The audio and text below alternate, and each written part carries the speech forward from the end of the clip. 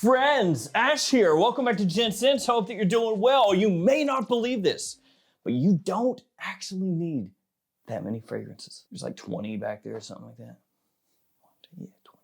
In fact, you don't need that many at all. You can get away with just one. Have yourself a signature scent, you're gravy. If that makes you happy, then that's what you need. Today though, I'm gonna be sharing with you 10 different fragrances that are all you need. They'll take care of any situation that you find yourself in. Unless you are being arrested for some heinous crimes, they're not gonna be taking care of that for you. I'm disappointed. Thought you knew better.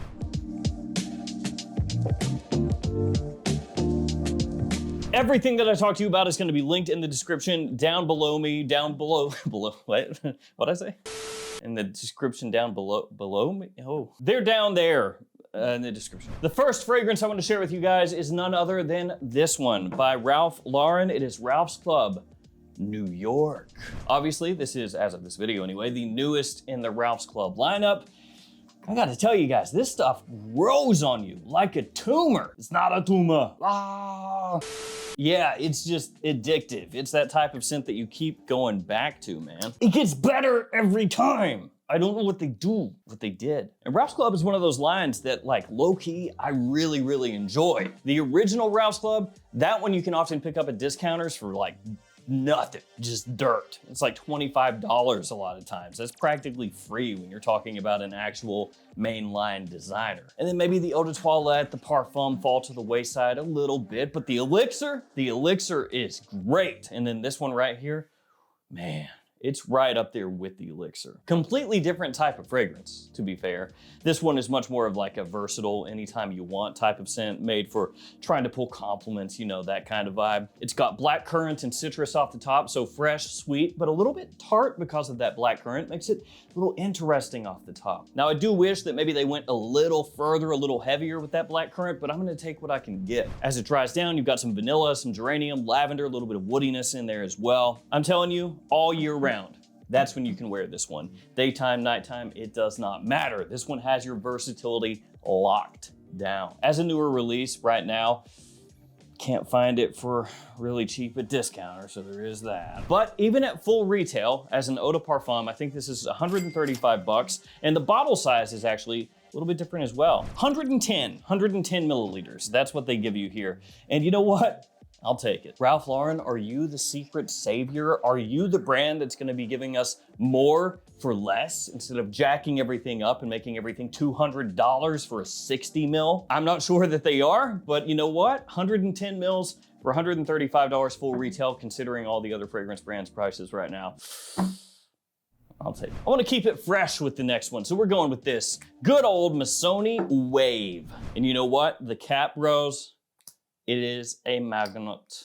You see that? You already knew. You already knew it was a magnet, and that right there, that proves it. Look at that, Oh no! The magnet was just not strong enough. This is one of those ones that one day, who knows when, but one day the price is going up. And when that day comes, we will all weep together. Right now, it's going for like 40 bucks or so at pretty much every discounter. It's pretty easy to find. It does go through ebbs and flows. There have been times that I've looked for this and can't really find it, but it comes back in stock, or at least it has up until now, so we're good. Knock on pressure board. Does that count? It's made from wood. So this one has C notes, it has citrus, a little bit of aromatic notes in there as well, along with some vetiver and patchouli, and it smells similar to Versace Pour Homme and Chanel Allure Homme Sport, kind of in between the two, splits the difference, you could say. For a fresh fragrance, performance is solid, compliment factor is there, the bottle looks great. As I said, the cap has a magnet. What more do you need for summertime? The answer, nothing. It's cheap, it's versatile, it's a compliment puller, it smells great for the price. Since we're talking prices, pay less with these codes. The codes make you pay, they take money off the order. You see? So if your order was one price, you use the code, it's a new price, and that price is lower than the price it used to be. That's the benefit. The Gift Express code is unlimited uses. You can use it 32 billion times. If you buy that many that's not possible. But it is possible, technically. So use that code at Gift Express, save yourself some money off their already discounted prices. You can use those codes as well, the JOMASHOP ones within the JOMASHOP app to save yourself some money. And we got codes for the perfume box, Max Aroma, Twisted Lily, and What fragrance is next? Which one are we gonna talk about here? You know what? We're gonna talk about this. 1 Million Lucky by Paco Rabanne. That's right, it says Paco Rabanne on the front. Nowadays, though, of course, the brand just goes by Rabanne. They dropped the Paco. Note-wise, this one has plum, it has hazelnut, it has ozonic notes, also honey, cedar, amberwood, patchouli. It's an interesting note breakdown. Made even more interesting by the fact that nowadays, most note breakdowns have 3 notes. And a lot of times, all 3 of them are boring. If this did not exist, let's pretend this isn't real, this doesn't exist, okay? And a new fragrance was announced today from a major fragrance house that had this note breakdown, people would be like, whoa! But when this came out, it was par for the course to have actual note breakdowns. All I'm saying is, brands, bring it back. We get it that you like to be lazy and you want to have the advertising just be super duper ultra simple, but we're sick of it. So 1 Million Lucky. How does this bad boy smell? Well, it opens up very fresh like you would expect, but then also with this great underlying deep sweetness, nice richness. That hazelnut just giving you a sprinkle, a little tinkle, a little dinkle of gourmand edge, which makes it very interesting because it's giving you a lot of different things kind of going on at once, and yet they all work well together. And the fragrance itself is amazing for both daytime or evening use, really good for spring, really good for fall, but you can also pull it off during winter and even summer. Although in summer, I probably would dial the sprays down a little bit, maybe use it more toward evening use that time of year. But with this right here, man, you get something that stands out quite a bit against the other things that are on the market nowadays. Again, a big compliment puller with great versatility that shines in spring and fall specifically. Those kind of transitional seasons where, you know, it's not really hot, but not really cold, maybe cool, maybe warm, somewhere in between.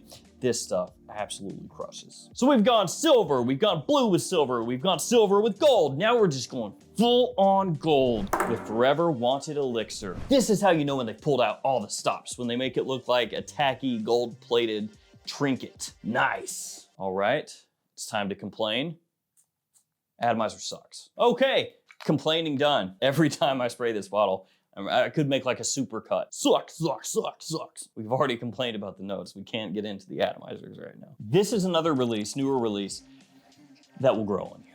Just absolutely amazing. Fall and winter time, this right here is gonna be a go-to. So you've got raspberry off the top. It gives you this really nice berry sweetness, little touch of tartness as well. You've got citrus in there, cardamom, lavender, also leather. And really that raspberry and leather are gonna be the 2 main focal points of the fragrance for most people. The leather is a little bit like a slick leather, you know, it's a little bit like a night out type of leather. It's not so much animalic, but it also doesn't really hit like suede either. The longevity is great, it sticks around. That leather gives it this kind of mysterious, sexy vibe. And then that raspberry, along with that touch of citrus, it really helps keep everything kind of reined in. Because with designer fragrances, when they go full leather, right, where leather becomes one of the main focal points, they can be a little bit difficult for some people to pull off, for some people to wear, because they'll smell it and think, it's a little too aggressive. You know what I mean? It's just a little too much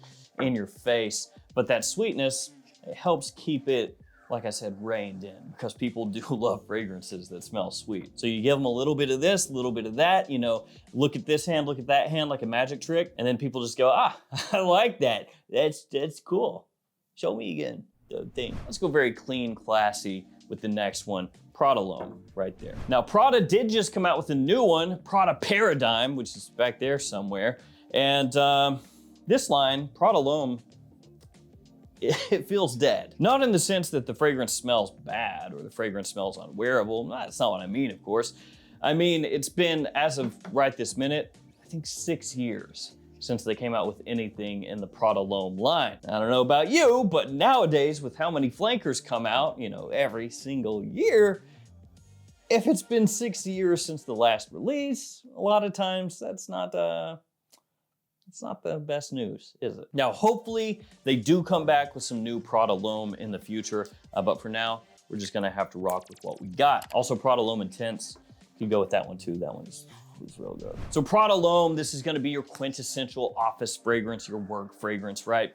It's powdery, soapy, clean in a very Prada-esque way. As I mentioned, a great classiness to it. Iris in here smells fantastic. I'm a huge fan of Iris. You've also got neroli in here. You have violet, black pepper, a little bit of amber as it dries down. Just a wonderful day-to-day scent that you can rock just about whenever you want, realistically, because it does smell so well put together that nobody's gonna find it offensive. It is gonna lean a little more towards spring, potentially summer and fall. If you want something that's a little heavier, a little more masculine, with a leathery touch that's still very much in this style, then like I said, Prada L'Homme Intense. You wanna check that one out. That one's better for fall and winter. Let's go super fresh with the next one, Dior Homme Cologne. Now, the one drawback with Dior Homme Cologne is the performance is that's really the drawback. It's not a beast. You know, it's not gonna project like a monster. It's not gonna last forever, but it does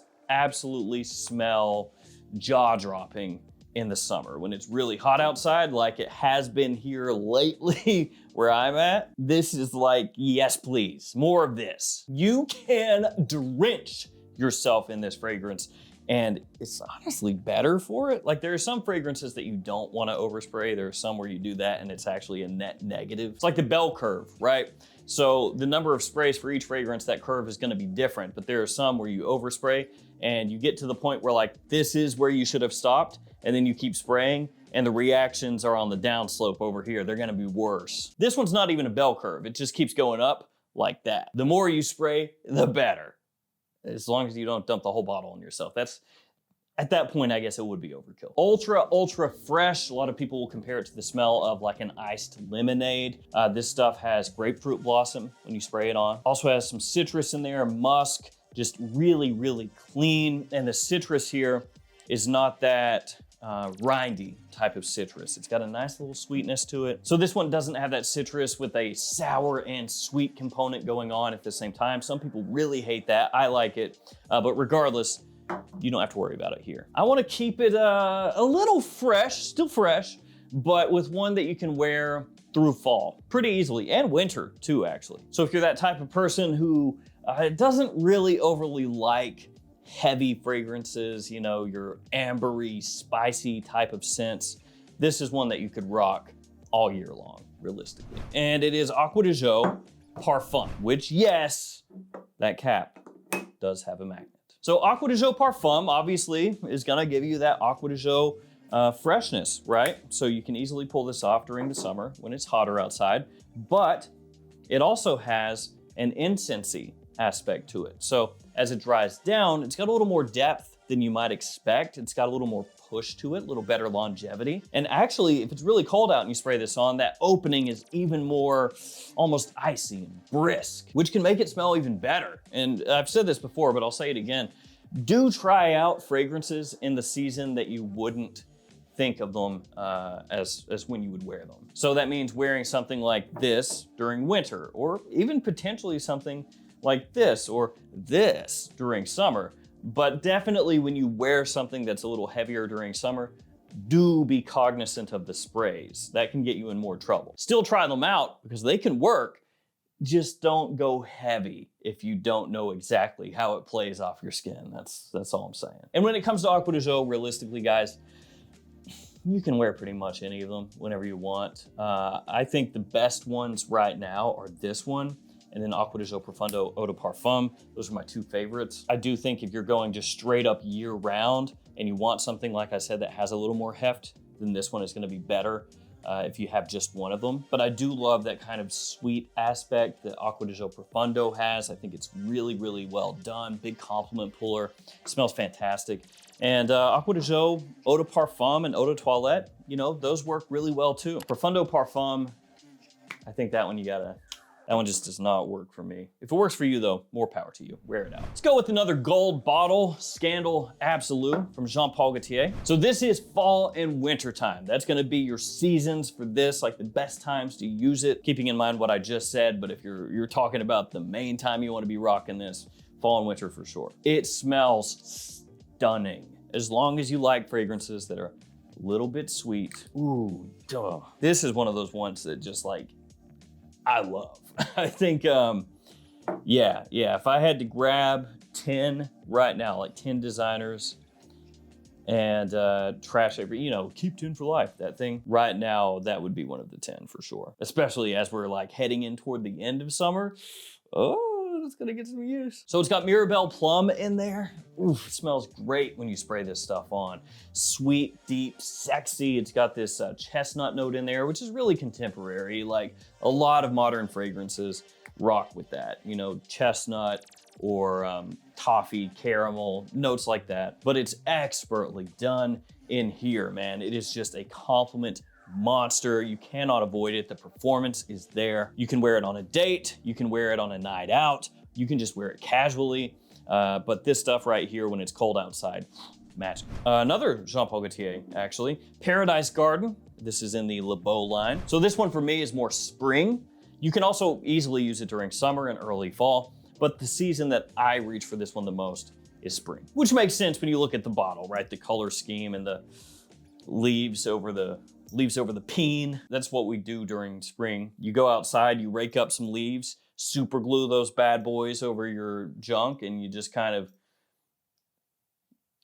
go about your day. So they captured that perfectly. Please don't call the police. I mean, it is kind of funny though, right? Like they need to do one maybe with like a little loincloth or something like that. It's like a little loincloth right here, and then the ladies version has a bikini. I don't know. That's completely unnecessary, but yeah. Love the note breakdown here. Fig, coconut, green notes. Again, keeping in touch with that whole spring, everything coming back to life idea. It's very fresh, tropical, sweet, a little bit creamy, good performance. Another one that is a big time attention grabber. Because if you're rocking with just 10 fragrances, which actually is a lot of fragrances to be fair, but if you're rocking with those fragrances, you probably want each one to hit hard, right? And that's what these do. Like none of these are the type of scent where you go like, oh, that's kind of a, you know, it's a whatever, a $15 one that I threw in and it's decent, it's not bad. No, like all these hit hard. And when it comes to the Le Beau line, you really can't go wrong with them. I think Le Parfum and Paradise Garden